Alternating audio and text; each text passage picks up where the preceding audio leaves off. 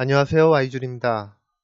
어, 오늘은 지난번에 이어서 IoT 서비스 동향에 대해서 살펴볼 텐데, 이번 도메인은 헬스와 의료입니다. 헬스케어와 또는 우리 의료 산업에 어떻게 IoT 서비스가 적용이 되고, 현재 어떤 방향으로 가고 있는지, 이런 것들을 간략하게 몇 가지 서비스를 가지고 소개를 해드리려고 합니다. 지난번처럼 똑같이 저희가 지금 보고 있는 부분은 서비스 플랫폼 네트워크 디바이스 이렇게 4단계의 IoT 서비스를 나눈다고 하게 되면 그 중에 서비스 제일 세븐 레이어 중 제일 상위 계층에 해당되는 서비스들이겠죠. 그래서 오늘은 센서 기반의 ULS라고 되어 있는 이런 의료 보건에 관련돼서 좀 살펴보려고 합니다. 어, 시작하기 앞서 한 세 가지의 어떤 서비스들을 알아볼 텐데 전혀 저와 무관한 그리고 홈페이지거나 아니면 이번에 있었던 국제 박람회에서 출판 그때 참관해서 서비스를 소개했던 그런 자료들을 참고해서 자료를 구성했습니다. 오늘은 의료 그리고 다음번에는 뭐 스마트 팩토리 아니면 제조 현장 그런 것들을 점차 도메인들 늘려가서 서비스 동향이 어떻게 되는지 한번 살펴볼 예정이에요. 그래서 의료보건의 첫 번째로 살펴볼 것은 지능형 안심케어라는 서비스를 하고 있는 드림비전스의 여기 S가 빠졌네요. 드림비전스의 미즈케어라는 건데요. 이건 한마디로 여기 써있듯이 독거인 고독사 사전 예방 서비스입니다.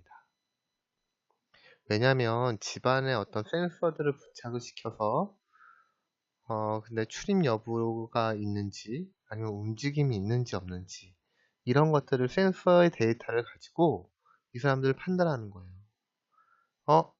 집안에 아무도 문이 열린 흔적이 없네 또는 사람이 움직임이 없네 라는 것을 가지고 판단하게 되는 거죠. 일정한 시간 기간을 두고. 그래서 뮤직케어에 관련된 개념을 다시 한번 보게 되면 서울시 사물인터넷 도시 조성 실증 사업의 일환이었고요.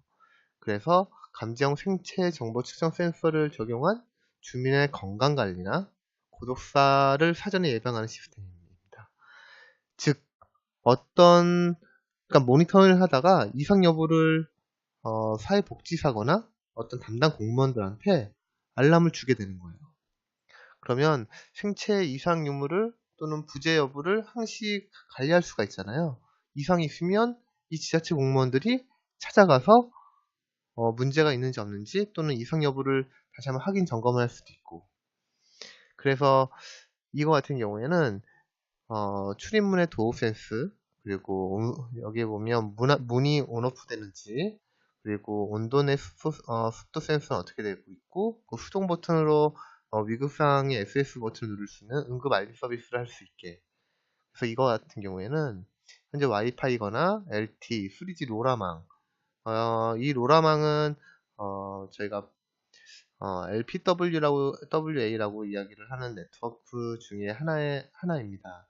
그러니까 비면허 대역인 그러니까 SKT에서 주로 지금 로라망으로 저속 또는 작은 소물 인터넷 IOST라고 이야기하는 소물 인터넷을 위한 통신망을 현재 전국으로 확산하고 있거든요. 그래서 그 로라망을 사용을 해서 결국 사용자 알람 또 여기서 전용 앱이라고 얘기하면 지자체 공무원이 될 수도 있고 아니면 멀리 떨어져 있는 자식들이 될 수도 있고 그래서 앱을 통해서 대상자의 응급사항을 알리게 되는 거죠. 그래서 이 서비스의 특징을 보게 되면 댁내 모든 센서들이 부착이 되어 있습니다. 그래서 일상생활은 그대로 하고 그리고 어떤 그 센싱해야 될 정보들 이런 것들은 이 중간에 그 아까 전에 앞단에서 봤던 이런 중앙 데이터 처리 시스템에서 어떤 설정 값에 의해서 얼마 동안 움직이지 않거나 얼마큼 움직이지 않거나 또는 어떤 출입 여부에 이상이 있거나 왔다 갔다 하지 않는다는 것들을 인지하게 되면 이제 지자체 공무원이거나 앱을 사용했던 사람들한테 알람을 주게 되는 거죠. 그 수면 중에 이상 체크도 체크할 수 있고요. 그리고 어떤 활동에 대한 모니터링을 할 수 있겠죠. 아까 얘기했듯이 지자체 또는 복지사거나 간병 도우미거나 이런 사람들이 모니터링하고 연계 지원할 수 있고, 특히 내가 홀로 있는데 너무 아파요. 내가 움직일 수는 없어요. 그러다 보니까 특히 어르신들은 전화를 또 누르고 하는 것도 자체도 힘들잖아요. 그래서 SOS 버튼을 눌러서 응급 알림을 하게 됩니다. 그러면 관련된 유관기관들한테 알림이 갈 거고, 그래서 대응이 되겠죠. 그래서 독거인 고독사 사전 예방 서비스라고 현재 지금 이것들을 지금 지자체를 통해서 많이 서비스를 확장 중에 있다라고 알고 있으면 될 것 같아요. 두 번째로는 헬스케어 서비스로 그 SKT와 서울대학교가 합작해서 만든 코치코치 당뇨라는 서비스입니다.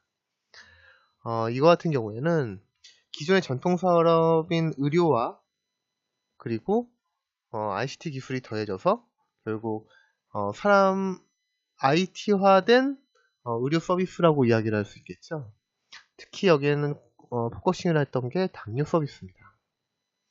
그러니까 서울대학의 의료 관련된 건강 관리 알고리즘을 SKT에 여기서 보면 이 네트워크가 그 다음에 조금 더 그러니까 UI가 쉬운 그러니까 내가 어떤 클릭을 하거나 어떤 터치를 하거나 이런 게 아니라 제로 UI인 음성으로 이제 명령을 내리는 거죠.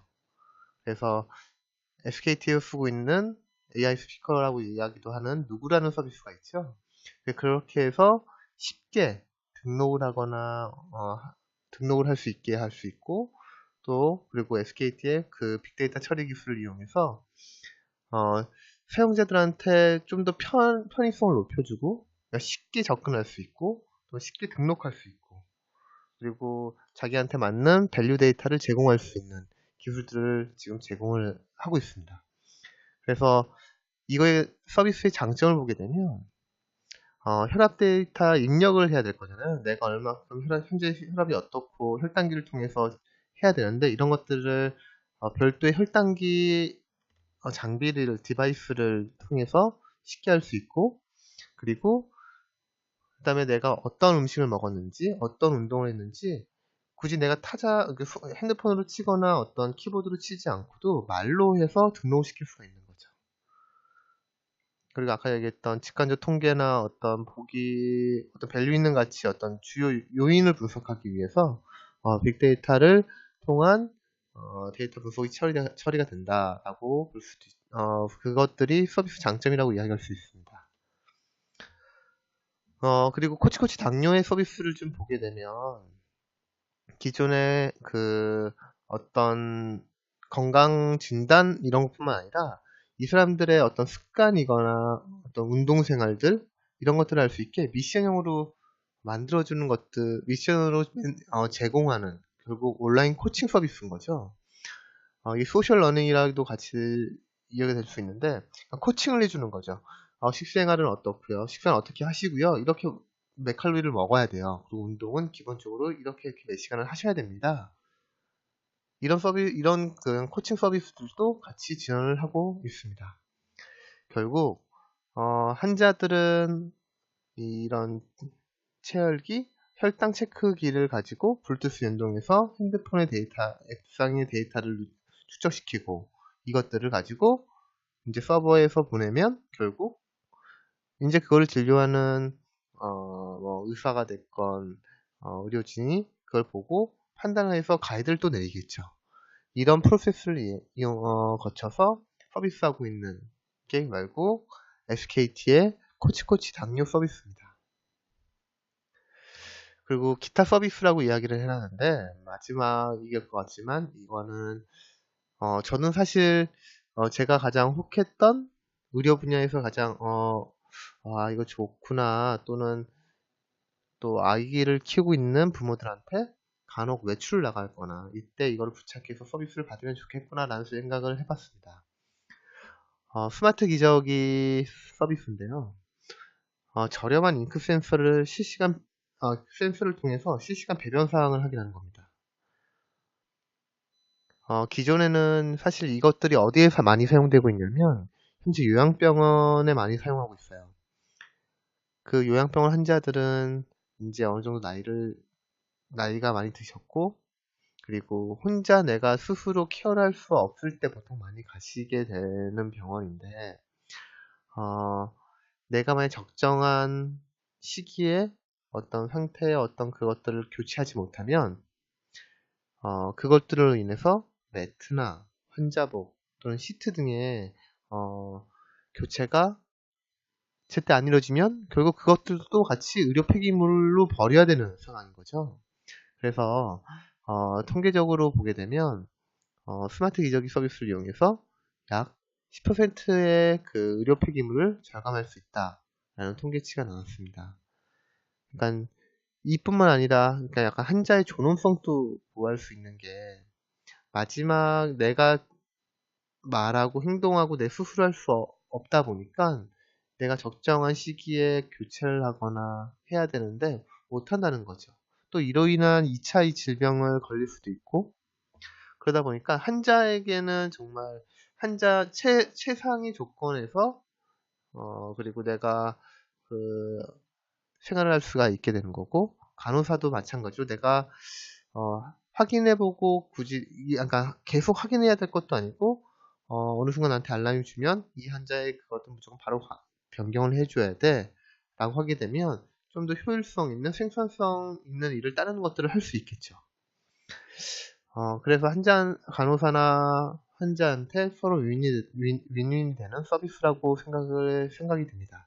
그래서 여기 같은 경우 보면 사진을 보게 되면 이렇게 센싱을 할 수 있는 디바이스가 일부 포함이 되죠. 그래서 오늘 간단하게 3가지 서비스를 알아봤습니다. 정리를 한번 해보면, 사실 의료 서비스에 왓슨이거나 다른 쪽에 어떤 AR 통한 서비스들이 더 발전되겠지만, 현재 IoT 서비스에 관련돼서 나오고 있는 것들을 보게 되면 헬스케어에 굉장한 많은 서비스들이 늘어나고 있습니다. 의료법 관련돼서 제재도 있겠지만, 헬스케어 분야에서 그쪽 방향으로 먼저 지금 현재 IoT 서비스들이 진화하고 있고, 향후에는 법이랑 이런 것들이 조율이 되겠죠. 개정이 되거나 해서 결국 의료 서비스에서도 더욱더 확장될 것이라고 생각이 듭니다. 오늘은 그래서 간단하게 의료 서비스 또는 의료 헬스 서비스에 관련된 IoT 서비스 동향을 알아봤고요. 다음 시간에는 제조거나 각 도메인별로 하나씩 더 살펴보도록 하겠습니다. 오늘도 능력주신자 안에서 승리하신 하루 되시기 바랍니다. 이상 Y준이었습니다.